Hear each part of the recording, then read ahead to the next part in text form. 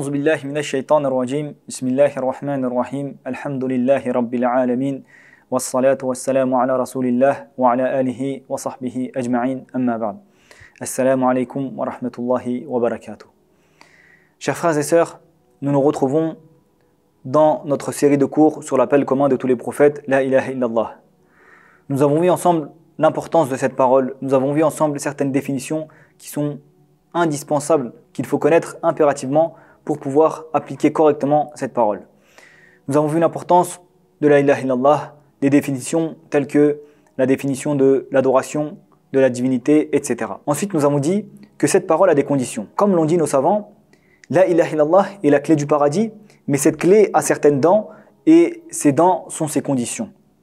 Nous avons vu ensemble les conditions de la ilaha illallah. Nous avons vu ensemble ces conditions-là. Nous avons parlé dans un premier temps du fait de mécroire au tarout, la mécréance au tarout. Ensuite, nous avons parlé de la condition de la science, c'est-à-dire qu'il faut connaître le sens de cette parole, il faut prononcer cette parole en connaissance de cause. Puis, nous avons parlé de la certitude, qui est le contraire du doute, et nous avons détaillé cette condition. Aujourd'hui, si Allah exalté soit-il nous le permet, nous allons voir ensemble une autre condition de la parole de l'unicité.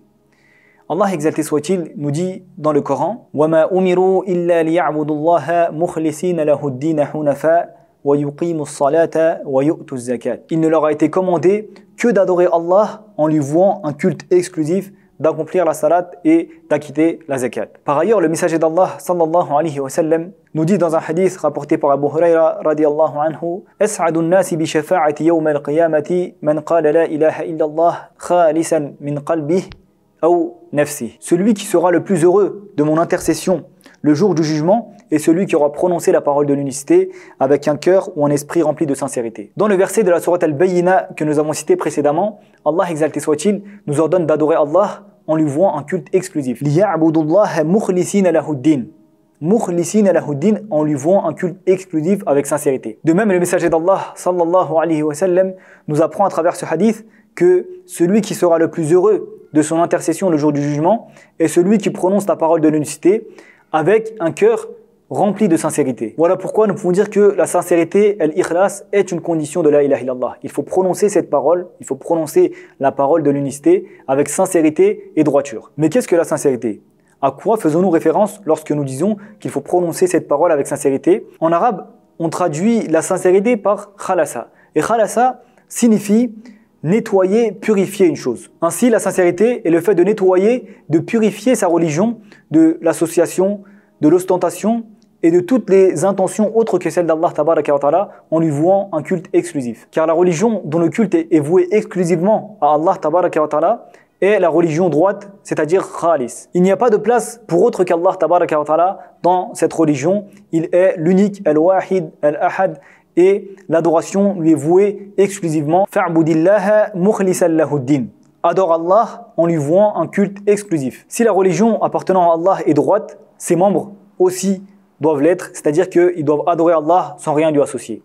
Lorsqu'ils invoquent, ils doivent le faire qu'à Allah tabaraka wa ta'ala. Lorsqu'ils demandent de l'aide, c'est à Allah qu'ils doivent le demander. C'est seulement ces lois qui doivent guider leur vie. Ils ne doivent se soumettre qu'à la législation qui vient de lui, c'est-à-dire la charia, et ils doivent se faire juger seulement par les lois d'Allah exalté soit-il. Leur amour, leur peur, leur désir, leur espoir doit être voué seulement à Allah exalté soit-il. La langue, le cœur et les organes doivent être au service seulement d'Allah exalté soit-il avec sincérité et droiture. Nous avons dit que la sincérité, khalasa, signifie nettoyer. Nettoyer quelque chose, purifier quelque chose. À quoi faisons-nous référence lorsque nous parlons de la condition de sincérité ici? Premièrement, nous pouvons parler de la sincérité qui nettoie du polythéisme. Comme nous l'avons vu précédemment, la ilaha illallah est le fait de renier toutes les fausses divinités, la ilaha, et de n'en accepter qu'une seule qui est Allah, illallah. C'est-à-dire qu'il n'y a aucune divinité qui mérite l'adoration si ce n'est Allah. C'est seulement Allah exalté soit-il qui mérite cette adoration. Et c'est pour cela que la parole de l'unicité, kalimatul tawhid, est aussi appelée la parole de sincérité, kalimatul ikhlas. Parce que c'est cette parole qui voue le culte exclusivement à Allah sans rien lui associer. Le polythéisme, l'association, est le fait de donner un attribut qui appartient seulement à Allah à autre que lui. Et le fait d'adorer d'autres divinités en dehors d'Allah tabaraka wa ta'ala. Le polythéisme, le shirk, est le contraire du monothéisme pur qui est le tawhid. Et ces deux-là ne peuvent se retrouver chez une même personne. S'il y a du polythéisme chez quelqu'un, il ne peut y avoir le monothéisme pur. S'il y a du tawhid chez quelqu'un, ce n'est pas possible de retrouver de la grande association, du grand shirk chez cette personne-là. Et c'est pourquoi la première condition qui a été fixée par Allah, exalté soit-il, à ceux qui souhaitent entrer en islam, est le fait de se repentir du polythéisme. فَإِن تَابُوا وَأَقَامُوا الصَّلَاةَ وَآتَوُا الزَّكَاةَ فَإِخْوَانُكُمْ فِي الدِّينِ.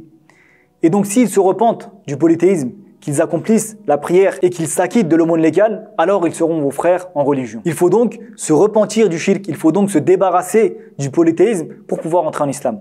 Si une personne dit la ilaha illallah, mais qu'en même temps elle donne des associés à Allah, mais qu'en même temps elle commet du shirk, alors ses actes auront contredit sa parole. Pourquoi? Parce qu'il dit la ilaha illallah, il dit qu'il n'y a aucune divinité qui mérite l'adoration si ce n'est Allah, mais en même temps il donne des associés à Allah, et la parole la ilaha illallah qui a été prononcée en donnant des associés à Allah ne fait pas entrer cette personne en islam. Avec celle-ci, il ne devient pas musulman. Qul inni umirtu an a'budallaha mukhlisan lahu ad-din. Dit, il m'a été ordonné d'adorer Allah en lui vouant un culte exclusif. Wa umirtu li an akuna awwal al-muslimin. Et il m'a été ordonné d'être le premier des musulmans. Si quelqu'un se repent du polythéisme, qu'il n'associe rien à Allah tabaraka wa ta'ala et qu'il dit la ilaha illallah, il devient donc un monothéisme, un musulman. La sincérité est donc nécessaire pour entrer en islam, mais elle est aussi indispensable jusqu'à notre dernier souffle. C'est-à-dire qu'après être entré en islam, il faut protéger cette sincérité. Il faut conserver cette sincérité et ne pas l'entacher de polythéisme,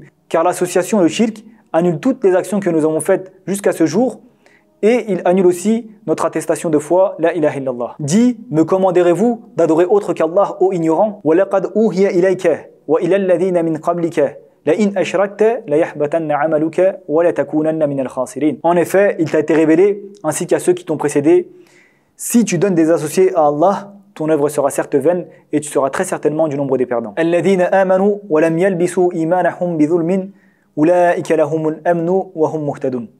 Ceux qui ont cru et qui n'ont point troublé la pureté de leur foi par quelques iniquités, ici, en l'occurrence, on parle de l'association, ceux-là ont la sécurité et ce sont eux les bien guidés. Nous voyons donc à travers ces versets que celui qui donne des associés à Allah après avoir cru, après avoir accepté l'islam, après avoir dit la ilaha illallah, alors toute son œuvre, toutes ses œuvres seront certes vaines. Et le messager d'Allah, sallallahu alayhi wa sallam, nous dit « Man mata la yushriku billahi shay'an dakhala al-jannah » Celui qui meurt sans donner d'associé à Allah entrera au paradis, et donc celui qui meurt en donnant des associés à Allah tabaraka wa ta'ala, il n'entrera pas au paradis, il entrera en enfer. D'ailleurs, il y a un hadith qui indique ceci. En conséquence, nous voyons, mes chers frères et sœurs, que lorsque je dis la ilaha illallah, il faut que ceci soit fait avec sincérité. Ma parole et mes actes doivent être en concordance. Je dis la ilaha illallah, il n'y a aucune divinité qui mérite l'adoration si ce n'est Allah. Il faut que cela se voie dans mes actions. C'est-à-dire que je ne dois rien associer à Allah. Toutes mes adorations doivent être vouées seulement à Allah. Le culte doit être voué seulement à Allah, exalté soit-il. Et c'est de là que l'on voit la condition de la sincérité et de la droiture. C'est pourquoi nous pouvons dire que la sincérité, l'ikhlas, la droiture, est une condition indispensable à la validité de la parole de l'unicité, la ilaha illallah. Nous avons donc vu ensemble la quatrième condition de la ilaha illallah. Dans notre prochain cours, si Allah, exalté soit-il, nous le permet, nous allons donner d'autres détails sur cette condition, puis ensuite nous allons continuer sur d'autres conditions de la parole de l'unicité. Qu'Allah, exalté soit-il, nous permette d'être des sincères, des véridiques, et ce, jusqu'à notre dernier souffle. Allahumma amin, wa akhiru da'wana anil hamdulillahi rabbil alamin. Assalamu alaikum wa rahmatullahi wa barakatuh.